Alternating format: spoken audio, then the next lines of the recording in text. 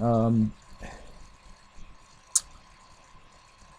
I got some comments, and I figure I should reply to them, video form, because I'm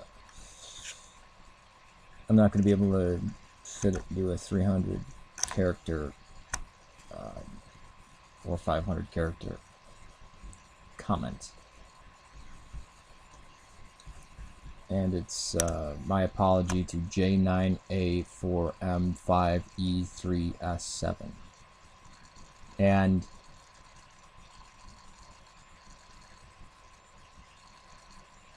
I made that as a response to that person who knew nothing.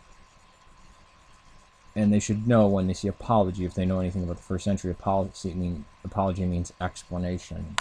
So, kind of a play on words there.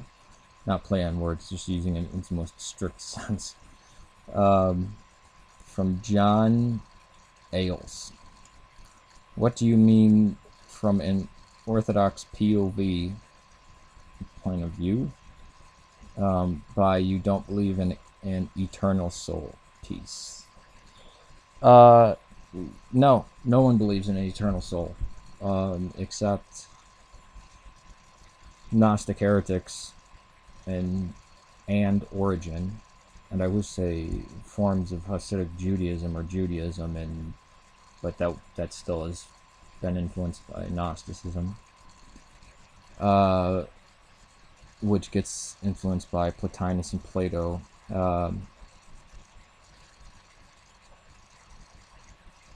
Christians, and even if you're just looking at the text of the Old Testament or New Testament, there is no eternal soul.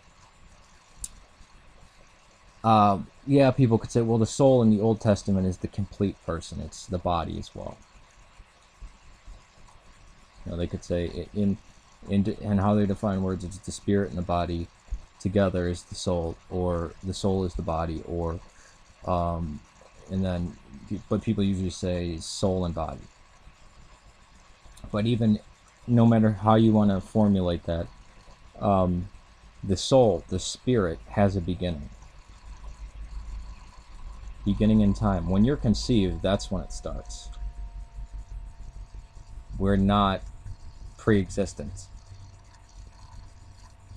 It may be immortal, or may become immortal, or may be sustained for the rest of eternity, whatever that may be.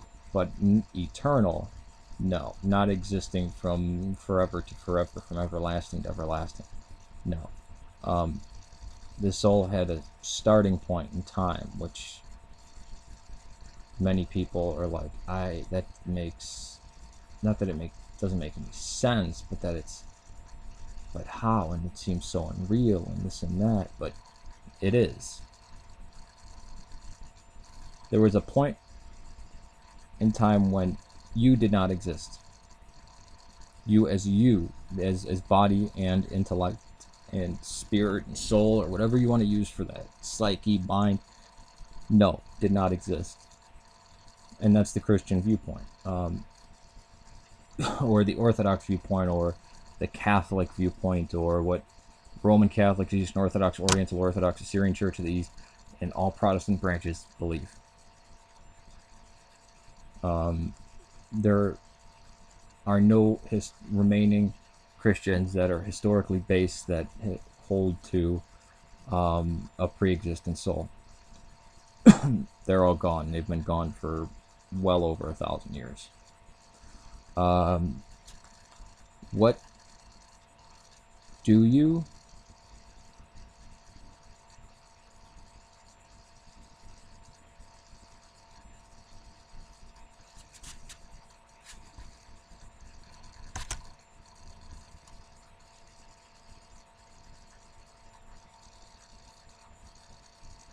That I thought I'd read that in my thing. What do you do? Maybe seeing this as a response to her message, or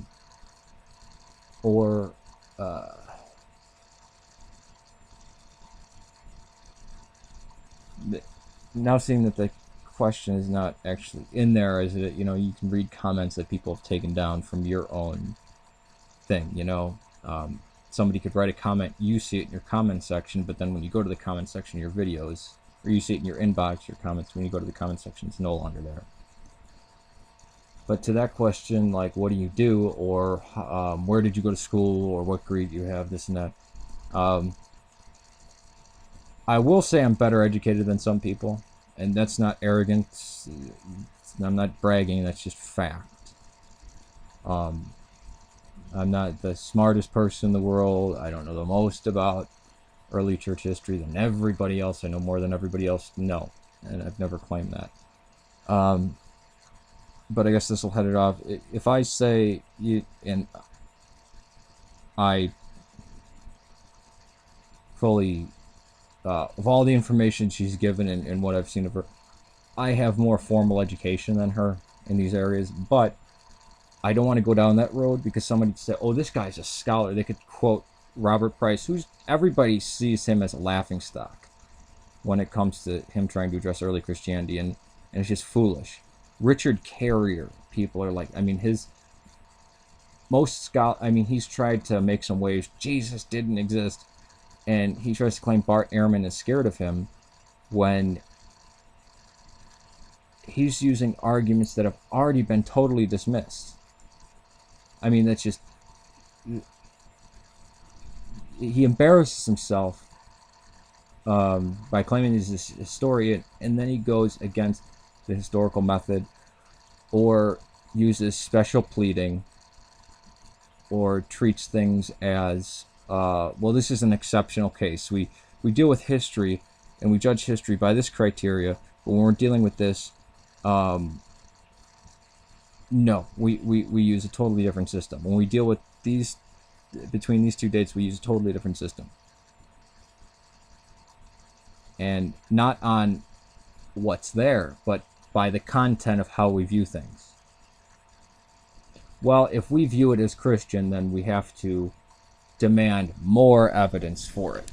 Not even just the writing of various people, but whenever they mention something, we have to, you know, which is absurd. I mean, that's, you could do that with anything. Whenever the Roman Empire is mentioned, we need to have 15 points of confirmation, or else it didn't exist. But for everything else, we can, you know, there can be just one or two references, and we consider it valid and historical. But for Rome, unless there's 15 confirming points, which there's not going to be in history, not even from multiple disciplines of archaeology and stuff like that, then we can't say Rome is a valid part of history.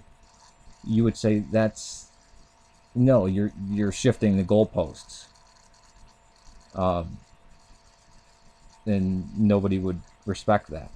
So when I'm a doctor and I'm a scholar, well, when it comes down to it, right is right and wrong is, I mean, there's evidence for a case. I mean, there could be, I mean, if somebody, you know, somebody could be more educated than at Isaac Newton's time. They could be more educated and totally disagree with him, but he was correct, you know, or he had a correct model of the laws of motion and how should I say it, the workings of the universe. I don't mean cosmology, I mean the workings of how our world works, and a good mathematical description of that for his time. Or somebody who's a scholar could say, in something in so many degrees or whatever, the Great Wall of China did not exist, and it's a hoax. And somebody who's a bum off the street could say, well, there it is. So it's evidence that's required and understanding of the subject that's required. Not because when you say it's just somebody who's got the most degrees or who has the biggest title, you're not relying on the most important thing, which is history, evidence, and the historical method. I've known people who have just read the Church Fathers, pretty much all the stuff that I've read and studied, and they're smarter than most people that graduate Wheaton College. And when I mean smarter, I don't mean smarter. I mean they have a better understanding and of early Christianity than people who graduate from Wheaton College, because people who graduate from Wheaton College, they kind of don't have the passion. If you have a passion for something and you devour literature, you just read, and you're always thinking about it, I mean, you'll be better at understanding things, and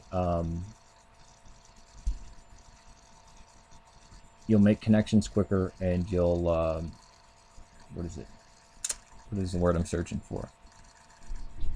Not only be more capable, but just have a better understanding, a better grasp, and somebody who understands the information better and more in depth is certainly the better person to listen to. Now, of their ideas on things, you can question them. Of, well, I don't agree with your conclusion here, or I don't agree with this conclusion, but somebody who really loves a subject will not be hostile to other people who disagree with them, who are educated and disagree with them. Case in point, I know somebody who's fairly educated in early church history, and they ran across somebody who says, well, you know, all of Christianity is a hoax anyways. Somebody had just written the Gospel of Matthew, and then all the other Gospels and writings were fictional works off of Matthew. And people get irritated with this when something's very close to your heart and somebody just lies and acts like no more when they're just lying. They're like, what, Matthew was not the first thing written. In fact, it wasn't even the first gospel written, and they just lay into him, and it was awesome to see that, to see somebody with that much passion and actually defending the truth. Truth is important, and we should always contend for the truth. And I can't stand the truth. Well, why are you so mean? Mean for standing up for the truth. Not calling names, just being like, well, where are you getting any of this stuff? Or Jesus was a mean guy, if you consider that mean. He was a mean guy. So did anybody who stood up for truth or justice or anything, or a mean guy, because they contended for the truth.